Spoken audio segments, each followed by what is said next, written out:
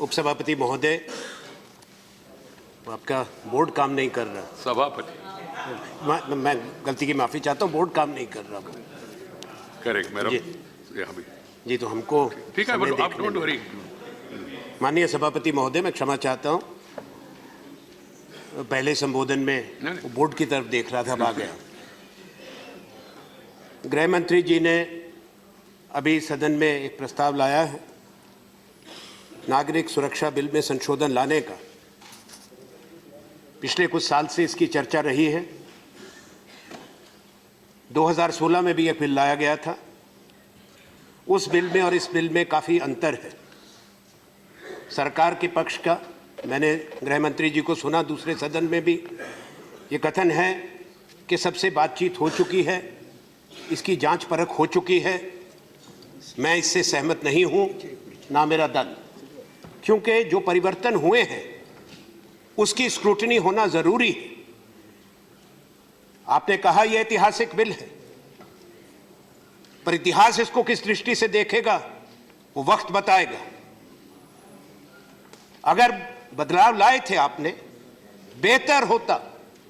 प्रजातंत्र की ये रिवायत है, इसको दोबारा दिखवाते। जल्दबाजी क्यों? पार्लियामेंट की कमेटी को भेजते, अगले सत्र में इसको लेकर आते। हमने मांग की थी, पर सरकार अपनी जिद पर कायम है, चाहती है कि इसको करे जैसे कोई बहुत बड़ी विपत्ति भारत के सामने है, ऐसा जो कि पिछले 72 साल में नहीं देखा गया। इसलिए इसको तुरंत करना जरूरी। हम इसका विरोध करते हैं। विरोध के कारण राजनीतिक नहीं, संवैधानिक, नैतिक है। I am convinced that the bill that you have brought is an assault on the very foundational values of the Indian Constitution. It is an assault on the Republic of India. It hurts the soul of India. It's against our Constitution, against our democracy. It fails the morality test. It's divisive and discriminatory. It is against the very preamble of the Constitution of our Republic, which talks of liberty, equality, and secularism. This is the reason I stand to oppose. नागरिकता, हिंदुस्तान की आज़ादी के बाद देश का बंटवारा हुआ था। नागरिकता की व्याख्या और कानून बनाने की आवश्यकता पर भारत की संविधान सभा ने व्यापक चर्चा की थी, जिसके राजेंद्र प्रसाद जी प्रथम राष्ट्रपति अध्यक्षता करते थे। Doctor B.R. Ambedkar drafting committee के चेयरमैन थे और संविधान की समिति के अध्यक्ष पंडित जवाहरलाल नेहरू थे, जिनका एक बहुत बड़ा योगदान और कुर्बानी हिंदुस्तान की आज़ादी में है। पार्टीशन की पीड़ा पूरे देश को थी। जो लोग उस समय थे नेता, जिन पर जिम्मेवारियां थी, जिन्होंने हिंदुस्तान की आज़ादी की लड़ाई लड़ी थी, महात्मा गांधी के नेतृत्व में राष्ट्रीय आंदोलन में हिस्सा लिया था, उनको मालूम था कि नागरिकता का बंटवारे के बाद क्या महत्व है। उसको सब इन्होंने समझा। पर सिटीजनशिप का कॉन्सेप्ट क्या है माननीय? वो भौगोलिक, टेरिटोरियल है, जन्म से है, स्वयं के जन्म से, माता पिता के जन्म से, और हमारे संविधान निर्माताओं ने तो आगे जाकर ग्रैंड पेरेंट्स के जन्म से भी किया, ओरिजिन से किया, दादा दादी, नाना नानी, वो सब इस संविधान के अंदर शामिल किए गए। धारा 5 से लेकर धारा 11 तक ये संविधान के अंदर सब कुछ उन्होंने उल्लेख किया है। जो माननीय गृह मंत्री जी ने अभी कहा कि जो विस्थापित थे, जो पीड़ित थे, बंटवारे के बाद क्या संविधान निर्माताओं का ये सम्मान करना है? अगर हम ये कथन करें आज 2019 में 72 साल के बाद कि उनको कोई समझ नहीं थी, उन्होंने इस पे गौर नहीं किया था, कुछ नहीं सोचा था, ये गलत बात है। जहां तक नेचुरलाइजेशन प्रोसेस का आपने जिक्र किया, कि लोगों को नागरिकता दी जाए, उसमें कोई भेदभाव नहीं किया गया। भारत के संविधान में कोई परहेज नहीं है। हिंदुस्तान के बंटवारे से उजड़े और उत्पीड़ित लाखों लोग जो पश्चिम और पूर्वी पाकिस्तान से आए थे, उनको क्या सम्मान नहीं मिला? दो प्रधानमंत्री भी बने। एक डॉक्टर मनमोहन सिंह जी यहां बैठे, एक आई के गुजराल भी थे। हमको मालूम, परिवार टूटे थे, रक्तपात और नरसंहार हुआ था। गृह मंत्री जी, उनको न्याय दिलाना, बराबरी का अधिकार और समान अधिकार, यह प्रतिबद्धता भारत देश की थी। देश के संविधान निर्माताओं ने सुनिश्चित किया था। मैंने बताया, स्पष्ट प्रावधान जो आप लेकर आए हैं कोई नई बात नहीं। आर्टिकल 6 में लिखा है, मेरे बाद मेरे और साथी भी बोलेंगे, जो अच्छे कानून के अधिवक्ता हैं वो इसका उल्लेख करेंगे कि संविधान में, मुख्य सिटीजनशिप एक्ट में नहीं, संविधान में इसका प्रावधान किया गया है। जहां तक सिटीजनशिप एक्ट की बात है, 1955 में आया, उसके बाद इसमें 9 बार बदलाव भी हुआ, संशोधन हुआ, पर मूलभूत जो हमारा संविधान है उसमें कोई किसी संशोधन से कोई परिवर्तन या कोई टकराव किसी संशोधन में कभी नहीं हुआ। आपने, माननीय गृह मंत्री जी, इतिहास बड़ा महत्व रखता है। मेरा कर्तव्य बनता है सदन में उसको रखूं, क्योंकि आपने दूसरे सदन में माननीय हिंदुस्तान के बंटवारे का जिक्र किया और बंटवारे का दोष उन लोगों पर लगाया, भारतीय राष्ट्रीय कांग्रेस पर और उन नेताओं पर जिन्होंने अंग्रेजों की जेलों में बरसों गुजारे, कुर्बानियां दी और हिंदुस्तान की आजादी के लिए संघर्ष किया। यह न्यायोचित नहीं। मैं आपसे आग्रह करता हूं, राजनीति अगर आप कहते नहीं होनी चाहिए तो यह राजनीति भी बंद होनी चाहिए। वो महात्मा गांधी के नेतृत्व में था, उसमें सरदार पटेल, सुभाष चंद्र बोस, मौलाना आजाद, सब लोग शामिल थे। उनके स्वतंत्रता सेनानियों के संघर्ष को आपको उनके मत से, विचारधारा से कोई भी परहेज हो, पर इतिहास में वो अंकित है, उससे इनकार नहीं किया जा सकता। अगर वैसा करती है आज की सरकार, मैं कहूंगा उसको नकारना अन्याय होगा, इतिहास का अपमान होगा। इतिहास को बदला नहीं जा सकता।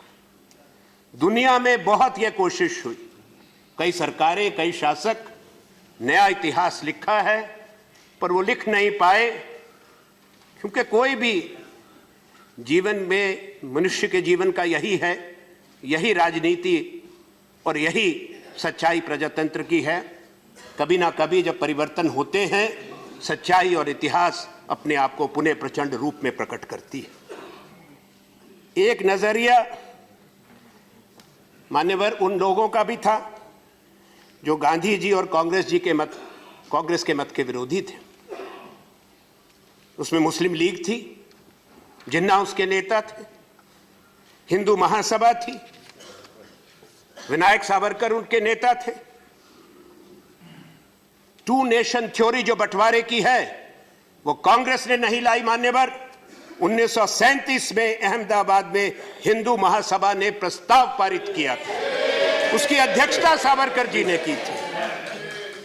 1938 में, 1 साल के बाद, मुस्लिम लीग का अधिवेशन हुआ, उसमें partition of India resolution adopt किया गया और इसमें जी फजलुल हक ने मूव किया, जो बाद में इनके साथी भी बने, बंगाल में जो मुख्यमंत्री बने और पाकिस्तान के प्रधानमंत्री बने जाकर। उसके बाद अंग्रेजों की भूमिका की आप क्यों नहीं माननीय चर्चा करते? लड़ाई तो अंग्रेजी हुकूमत के खिलाफ थी। What was the role of the British? They gave veto power to the Muslim League and Jinnah after 1938.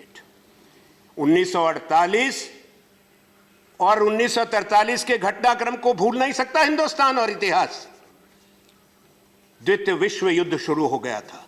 Congress ने विरोध किया था, गांधी ने भारत छोड़ो का नारा दिया था, कांग्रेस का नेतृत्व कैद कर लिया गया था, कोई नेता बाहर नहीं था। 3 साल तक सारी कांग्रेस को बैन कर दिया गया था, इलीगल ऑर्गेनाइजेशन कह दिया था, हजारों लोग जेलों के अंदर बंद थे, सूबों में कांग्रेस की सरकारें डिसमिस कर दी गई थी, इस्तीफे हो गए थे। तो यही 2 संगठन आगे आए, वाइसरॉय लिनलिथगो को एक के बाद एक चिट्ठी देके, चाहे वो हिंदू महासभा थी, चाहे वो मुस्लिम लीग थी, जिन्होंने कहा we will help in the formation of governments in the provinces loyal to her Majesty's government. क्या वो बंगाल में सरकार नहीं बनी? क्या वो सरकार आज के पंजाब में नहीं बनी?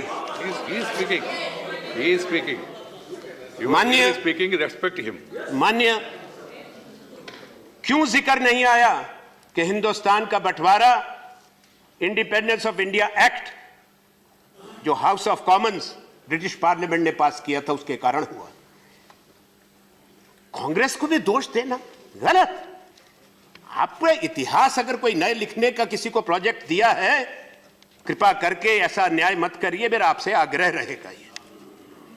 पर एक चीज जरूर है, 1943 में औपचारिक रूप से घोषणा कर दी गई सावरकर जी ने, और मैं सारी ये बातें जो कह रहा हूं ऑथेंटिकेट करके सभा पटल पर रखूंगा ताकि भविष्य में याद रहे सच्चाई का। उन्होंने कहा, I have no problems with mister Jinnah's proposal for a 2 nation theory on record. महाराज माननीय, बाद में आज के परिप्रेक्ष्य में कहूं, जो 9 संशोधन आए 9 बार सिटीजनशिप एक्ट में, महत्वपूर्ण कई थे, मैं किसी को नगण्य नहीं मानता। नागरिकता दी गई, गोवा आजाद हुआ, दमन दीव आजाद हुए, पौंडीचेरी आजाद हुआ, वहां के जो नागरिक थे उनको नागरिकता दी गई। उसके बाद अफ्रीका में, कीनिया में, युगांडा में तकलीफ आई भारतीय मूल के लोगों को, सिलोन में आई, श्रीलंका में, वहां से उनको निकाल दिया गया। भारत सरकार ने आवाज उठाई, अंग्रेजी हुकूमत से बात करी, जो लोग यूके में जाके रहना चाहते थे, जो वहां की नागरिकता मिली, और जो हिंदुस्तान वापस आना चाहते थे, जिसमें से माननीय गृह मंत्री जी बहुत आपके गुजरात में भी हैं जो कीनिया से आए हैं, बहुत हैं जो युगांडा से आए हैं, उनको सम्मान भी मिला, अधिकार भी मिला, नागरिकता भी मिली, जमीन भी मिली, कारोबार भी है। तो ये कहना कि 72 साल में वो करोड़ों करोड़ों लोग उजड़े, उत्पीड़ित रहे और किसी सरकार ने कुछ सोचा नहीं, आप इसको लाने से पहले सोचते। सब सरकारें हमारी तो गलत रही माननीयवर। 6 साल श्री अटल बिहारी वाजपेयी भी थे देश के प्रधानमंत्री, कृपा कर 3 बार बने, एडवाणी जी प्रधानमंत्री रहे, इसी सदन में इस पे चर्चा हुई है, आप उसका उल्लेख भी करेंगे। मैं ये बात कहना चाहता हूं कि जब भी संशोधन हुए, जब भी नागरिकता दी गई, भारत की सरकार और संसद ने धर्म को कभी आधार नहीं बनाया नागरिकता का, कभी भी। इसलिए हमने कहा यह हमारे मूलभूत सिद्धांतों से टकराता है। Article 14 which guarantees equality before law and equal protection of laws. Article 15 which prohibits any discrimination on religion, color, caste or creed. Given the time constraints, I am not reading it, I am just referring to these articles. Therefore, this bill of yours fails the constitutionality test. Bharat ने refugees को, शरणार्थियों को सदैव शरण दी।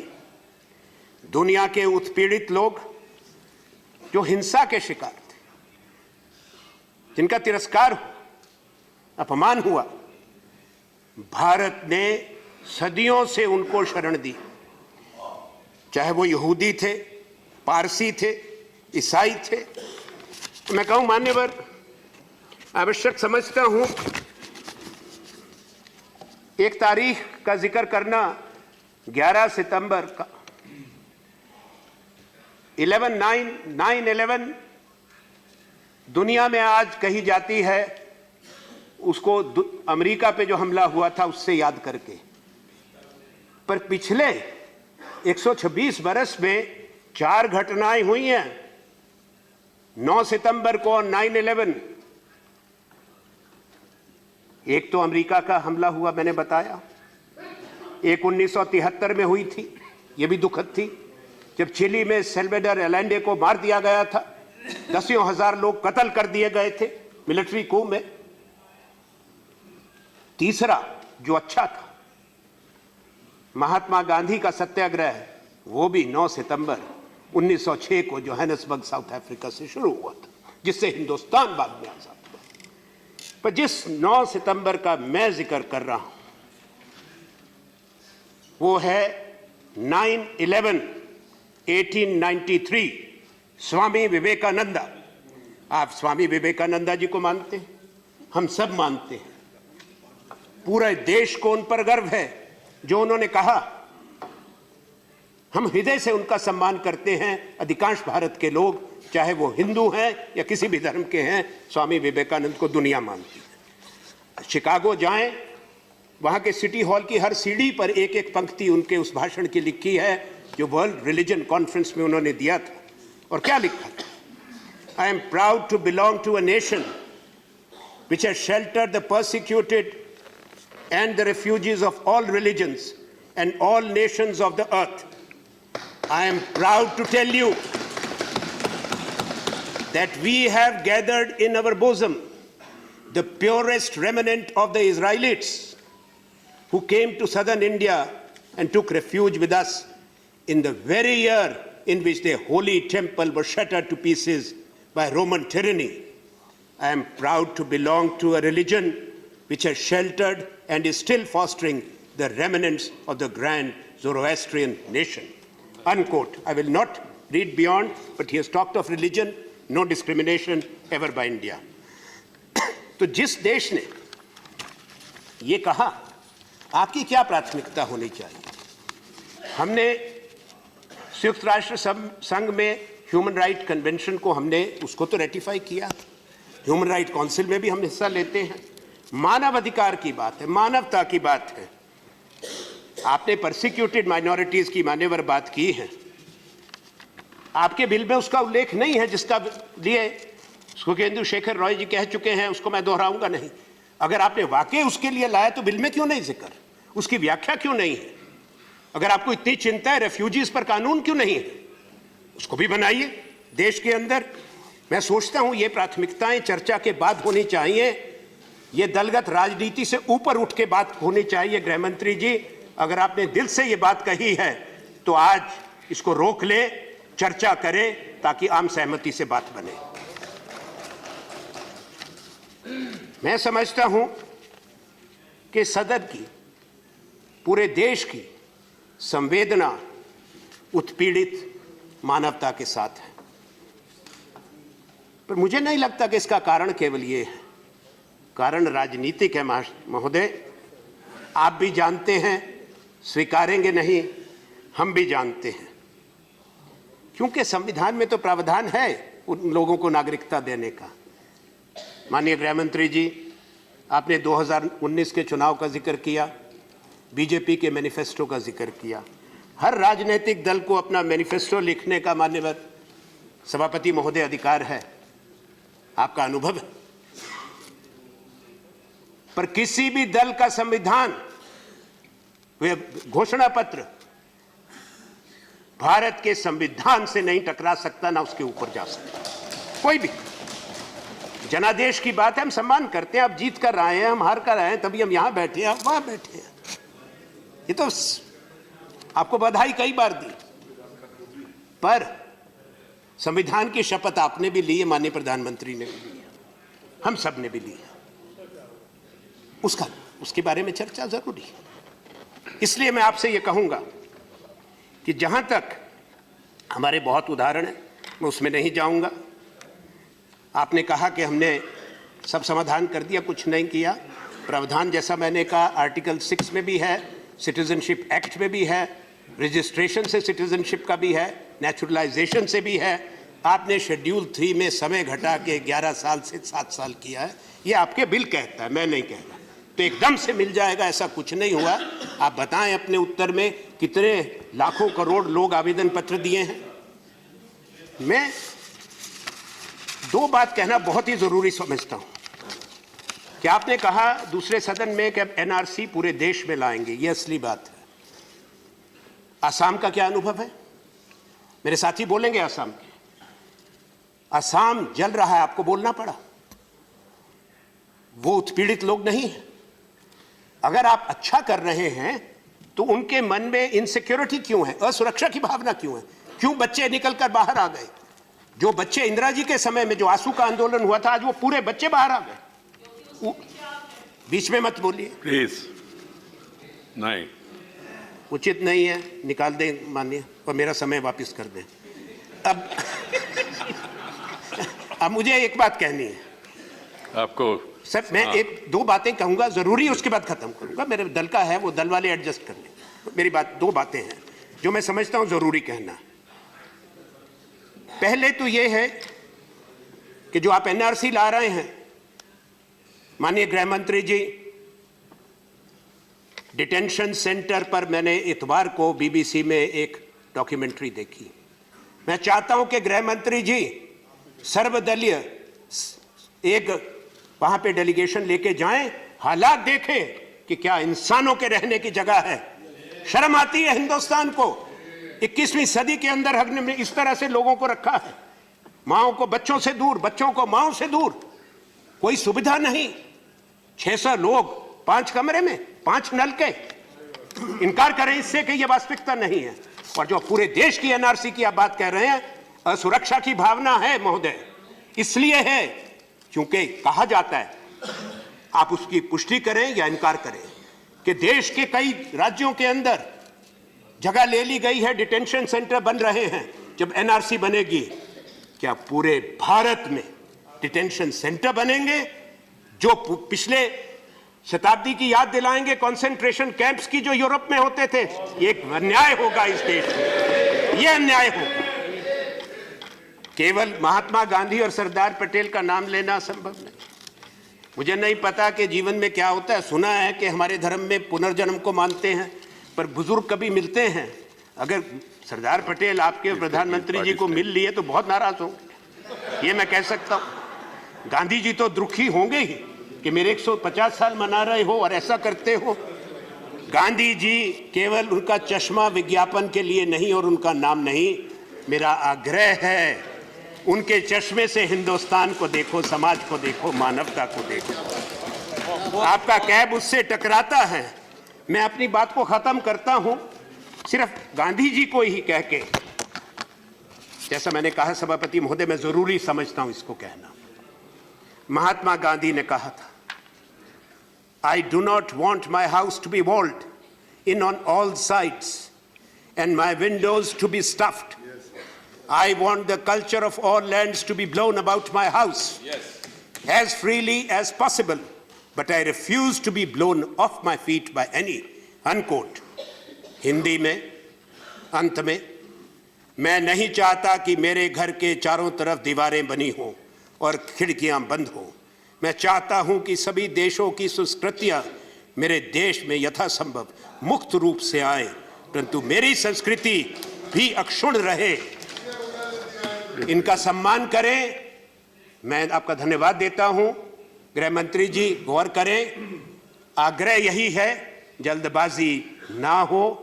कोई ऐसा वजह नहीं है कि आप इसको राजहट को छोड़ें, इसको कमेटी को भेजें, सबसे बात करें, ताकि देश में जो भावना है केवल शब्दों से नहीं, आपके एक्शन से खत्म होंगी।